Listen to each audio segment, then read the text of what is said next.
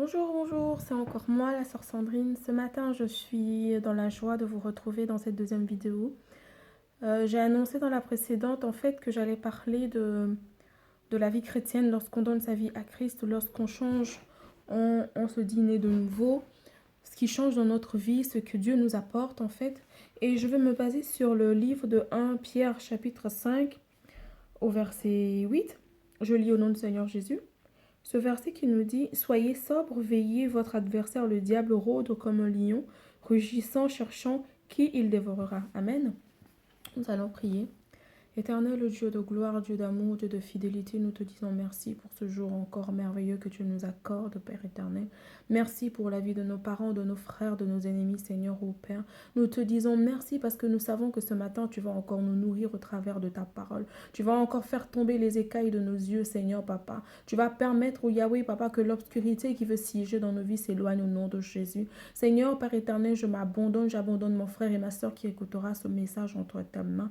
Seigneur, je prie que moi je sois diminué et que toi tu crasses maintenant. Esprit de Dieu, inspire les paroles de ma bouche, Seigneur, pour la seule gloire de ton nom.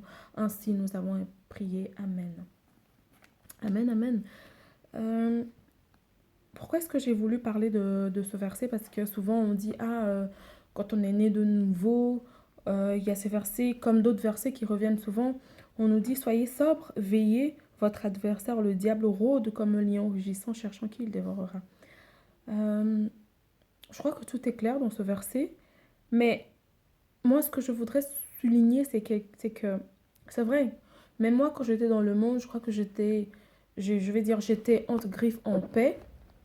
Et il y a beaucoup de chrétiens qui soulèvent ce point. Oui, depuis que j'ai donné ma vie à Christ, j'ai que des problèmes, je ne dors pas la nuit, j'ai des attaques, j'ai des mauvais rêves, tout ce que j'entreprends, ça ne marche pas, les situations, les blocages dans ma vie tout le temps. Pourtant, des amis que je connais qui sont restés dans le monde, qui vont toujours en boîte, qui font leur vie et tout va bien pour eux, ils se marient, ils ont des travails et tout.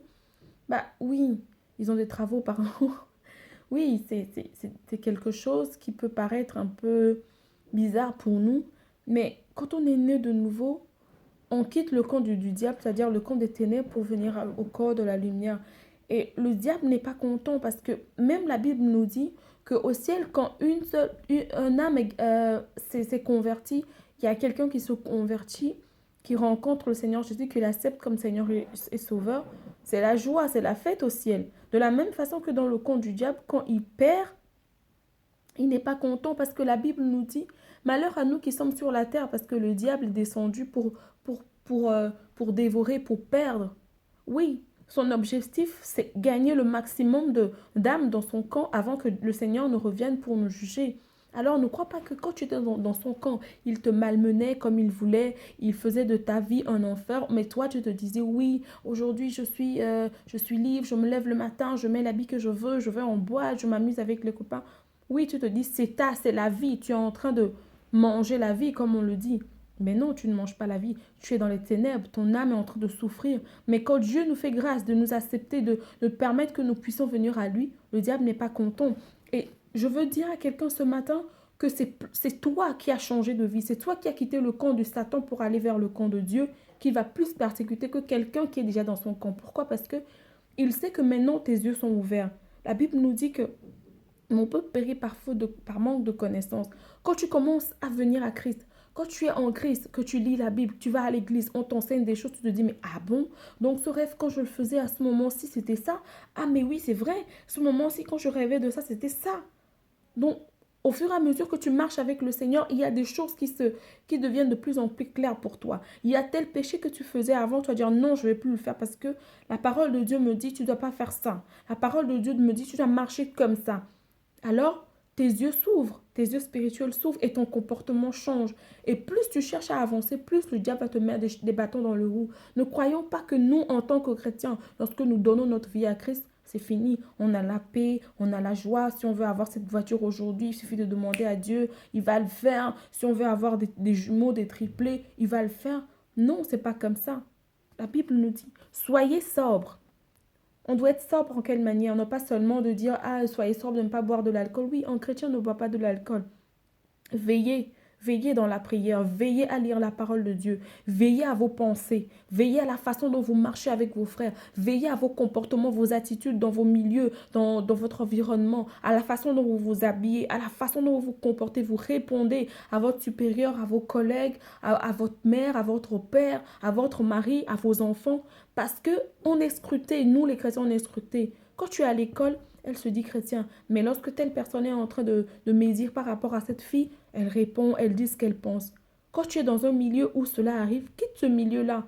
Et ton attitude va faire réfléchir cette personne. Mais avant, on prenait plaisir à se moquer des gens, à faire des palabres avec les gens. Mais pourquoi aujourd'hui elle est comme ça? Jusqu'à ce que ton attitude va... C'est ça, c'est l'attitude en fait du chrétien qui fait que l'autre cherche à venir à Christ parce que elle voit un changement, mais pas un changement négatif, mais quelque chose de positif, quelque chose qui lui plaît. Parce que la lumière de Christ vient en toi, alors tu brilles. Mais dis-moi, Nathalie, dis-moi, pourquoi est-ce que quand on parle de ça, on fait ça, tu n'es plus là, tu t'éloignes de nous? J'ai remarqué que maintenant, ta façon de t'habiller, mais tu es belle, hein? Tes cheveux, tu prends soin de toi. Et c'est là que toi, tu vas dire, ah, parce que tu avais déjà semé quelque chose dans cette sœur-là que tu ne savais pas. C'est pas seulement aller dans la rue ou aller dire changez, repentez-vous parce que le royaume des cieux est proche et tout. Non, ton attitude aussi, ta manière de faire, d'agir envers les autres, ton comportement sème déjà des choses dans le cœur des autres sans que tu ne le saches. Et cette sœur qui va venir, tu vas lui dire, ah mais tu sais, le peu que tu connais dans la Bible, même si tu ne connais pas les versets du lit, la Bible dit, tu dois respecter ton père et ta mère. Quand je viens chez toi, la façon dont tu réponds à ta mère, ça me fait mal parce que tu sais, tu dois la respecter. Honore ton père, la Bible dit. Par rapport au verset, même si après 6 mois, elle ne change pas, dis-toi qu'il y a quelque chose. Toi, tu dois continuer par ton attitude et tes prières pour que cette personne la change. Amen. Votre adversaire, le diable, notre adversaire, oui. Parce qu'avant, on était dans son camp, on travaillait pour lui, on nourrissait son champ. Il prenait tout ce qui était notre étoile pour faire grandir ses arbres, ses pouvoirs et tout. Mais maintenant, c'est devenu notre adversaire. Parce que la lumière et les ténèbres ne peuvent jamais habiter ensemble. Il n'y a rien de commun entre eux. Maintenant que tu es passé de l'autre côté, il va rôder autour de toi. Il va rugir. Il est devenu encore plus mécontent. 10 000 fois plus mécontent parce qu'il se dit non, non, non, non. Celle-là, il faut que je la récupère parce que ce que Dieu a prévu pour elle, si elle le récupère, moi, je perds peut-être, je peux dire, je perds 2 tonnes de pouvoir ou 2 tonnes de démons. Non, le diable, il est malin. C'est pas comme nous les chrétiens ou nous les gens qui nous disons chrétiens, nous faiblissons aujourd'hui, on prie beaucoup, demain on est comme ça, on est chaud et froid. La Bible nous dit, si tu n'es ni tiède ni froid, la Bible, Dieu va te vomir. Il va te venir parmi parce qu'il ne sait pas de quel côté tu es. Quand tu deviens chrétien, c'est encore plus difficile que d'être dans le monde parce que quand tu arrives à un niveau, il faut tout faire pour garder ce niveau-là. Quand tu es sergent dans l'armée, tu vas pas tout faire pour que demain on te rétrograde. Si tu veux être général, il faut tout faire pour être général, mais il faut tout faire pour rester là. Tu vas pas être général, mais voler dans le compte de l'armée, faire tuer des gens n'importe comment, utiliser, comment dire, ta position pour faire du n'importe quoi. Non, non.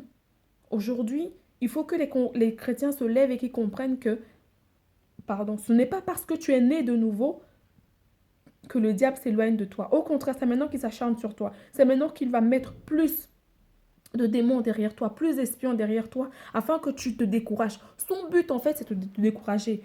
À ce que tu puisses prononcer de ta bouche, ah non, je croyais que Dieu était comme ça, je croyais que Dieu pouvait faire ça, mais je suis avec Dieu, mais je ne vois pas ça. C'est la seule chose, parce que la Bible nous dit que c'est un accusateur. Il attend seulement que nous péchons, qu'il puisse aller nous accuser auprès de notre Père. Ne donne pas l'occasion au diable de monter vers le Père et de t'accuser. Ne lui donne pas l'occasion de lui dire, ah voilà ta fille, celle que tu aimes bien, que tu dis, elle te sert, elle a menti.